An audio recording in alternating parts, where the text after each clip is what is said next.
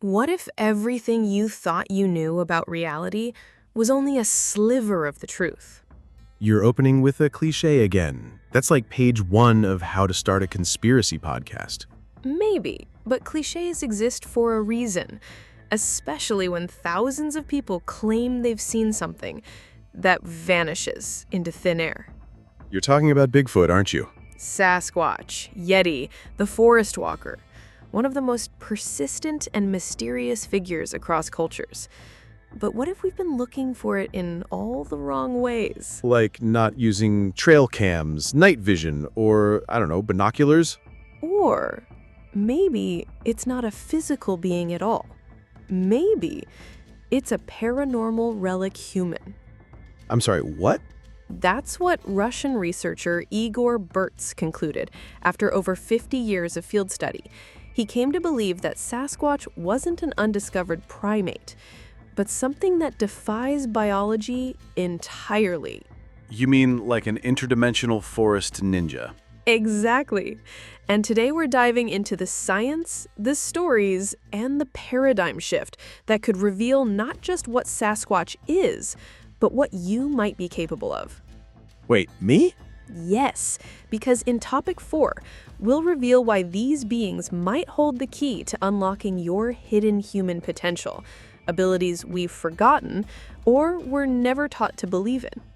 Okay, I'm staying, but if I start glowing or levitating mid-episode, I'm calling my therapist. Fair. And for you listening, hit that like button and subscribe if this kind of mystery makes your neurons dance. And stay till the end, because what you'll discover could shift how you see yourself and the world forever. Or at the very least, ruin camping for you permanently. So, you're telling me we've got a forest-dwelling being that can vanish at will? That's not cryptozoology, that's Harry Potter. Except the eyewitnesses aren't wizards. They're hunters, hikers, scientists, and in Russia, Igor Bertz himself, he watched Sasquatch disappear right in front of his eyes. Disappeared how? Smoke bomb? Trapdoor? No tricks, just gone. And he's not alone. In Topic 1, we explored the most baffling trait of these beings, invisibility. Okay, I'm listening. Cautiously. In the U.S., witness Barb Shoop captured a moment she called the cloaker effect. A shimmer, like the Predator movie, walking right into the trees.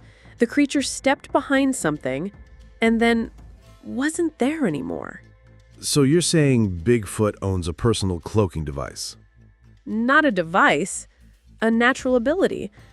Others like Wayne, a tracker with over 50 years of experience, believe these beings can manipulate their own vibrational frequency to slip out of sight.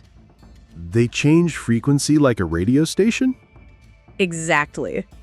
And in Sierra Camp, Ron Moorhead recorded bizarre vocalizations and crashes, yet saw nothing. He concluded they're invisible and intelligent. Okay, so they're invisible, sound like techno-goblins, and probably pay no taxes. There's more. These encounters don't stop at invisibility. In the next part of Topic 1, we dive into orbs, energy fields, and even telepathic contact. You had me at orbs. Please tell me they glow. They do. And some witnesses believe the orbs are Sasquatch, or at least their alternate energetic form. You're just making this harder for my skeptical brain to function. Then brace yourself, because in Topic 2, we go deeper. From glowing eyes without bodies to telepathic warnings sent straight into your mind. This is where things get weirder and more revealing. Wonderful. I love when weirder is a promise, not a warning.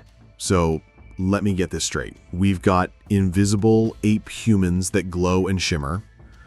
What's next? They talk to us in dreams? Dreams? Sure.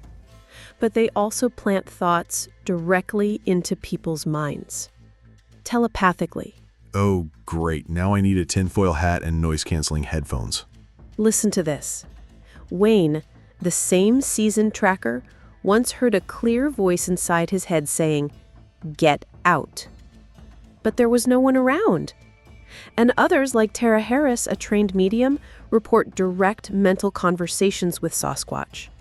You're not saying it's just voices. You're saying it's communication with intention. Exactly. It's not just audio hallucination. These messages often come with emotion, clarity, and timing that's hard to explain away. So if that's real, it's not just a new species, it's a new category of being. Now you're getting it. And there's more. Orbs, levitating objects, and what they call apports, where things like rocks or coins just appear out of nowhere. Okay, pause. You're saying these beings can make stuff pop into existence like party magicians? In a way, one witness described a large rock that dropped in front of her out of thin air. Just boom. No arc, no throw, just manifestation. That's either paranormal or the worst game of fetch ever. In earnest, Stanley Milford, a Navajo ranger, witnessed coins appearing from nothing during Sasquatch sightings. And this connects to ancient traditions, especially among Native Americans, who've always described Sasquatch as spiritual entities, guardians, and shapeshifters. You're saying cultures have talked about this for centuries and only now we're taking it seriously? Exactly. They've been telling us this whole time. We just haven't had the scientific courage to listen. Okay. So far, we've got invisibility, telepathy, objects materializing, and glowing mood ring eyes.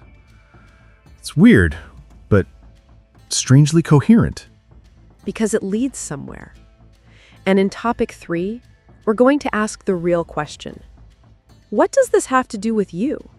Why do these abilities, if real, feel strangely familiar? Don't tell me this ends with me discovering I'm part Sasquatch. No jokes here.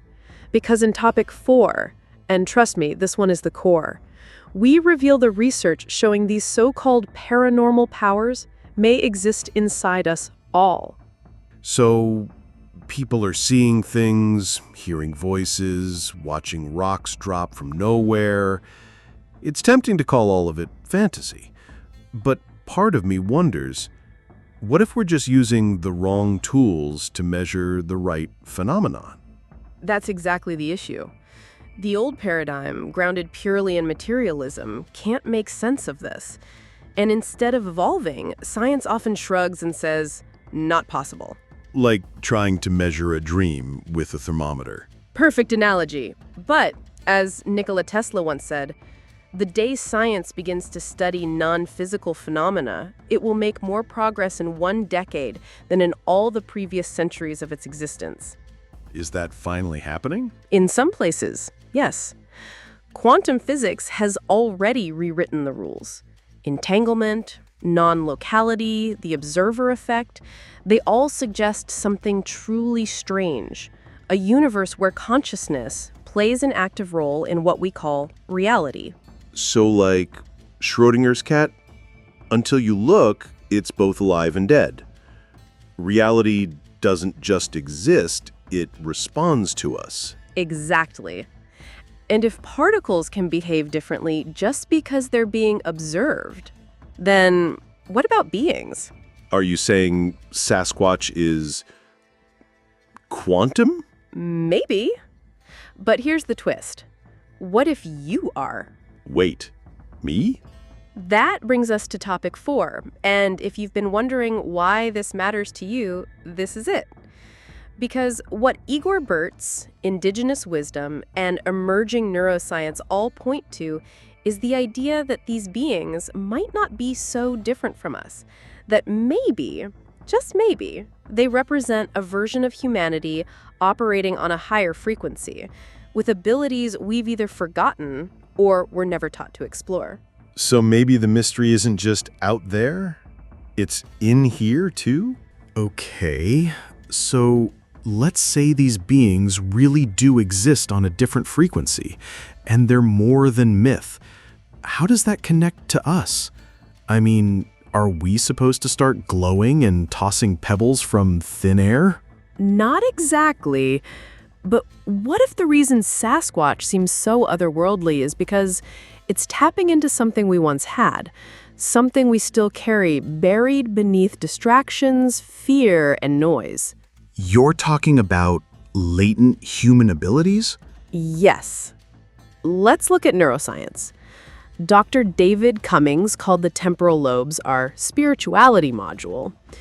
When activated, whether by meditation, deep emotion, or even electrical stimulation, people report out-of-body experiences, intense meaning, and a sense of cosmic connection. So the brain is wired for transcendence? Exactly. And it gets stranger.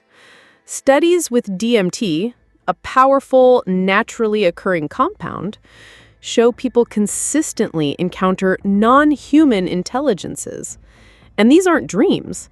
They feel more real than reality itself. So if our brains can do this, what does that say about our limits? Maybe our limits are mostly cultural, because twin studies show that spirituality, not religion, but deep internal connection, is significantly genetic. It's an innate biological trait that arises from within. So we've got the hardware, we've just lost the manual. Well said. And here's where Sasquatch comes back in. Indigenous peoples have long believed these beings are guardians, messengers, sacred presences that avoid contact, not because they're shy, but because they operate on a plane of reverence, consciousness, and interconnection. So they're not just a missing link, they're a reminder. A mirror of what humanity might have been or could become if we remembered how to tune in. So the real paradigm shift isn't about proving Bigfoot exists. It's about asking, what part of me have I forgotten? And what might awaken if you dared to remember.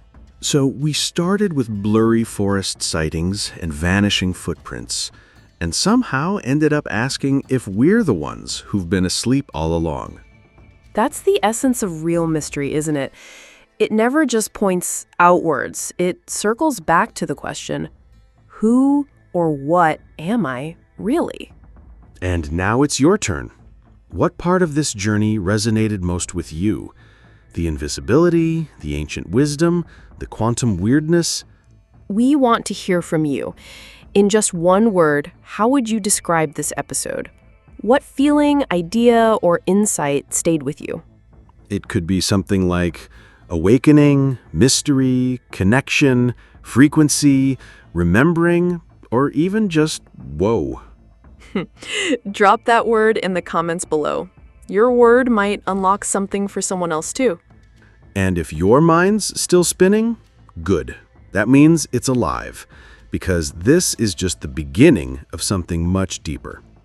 To continue this exploration, we've chosen 2 videos that take this conversation even further. One dives into quantum entanglement and consciousness, and the other explores the question, is reality actually being generated by you? Click one of the videos on your screen now. Trust your curiosity. It knows where to go next. The paradigm shift is already happening, and the journey, it starts and ends with you.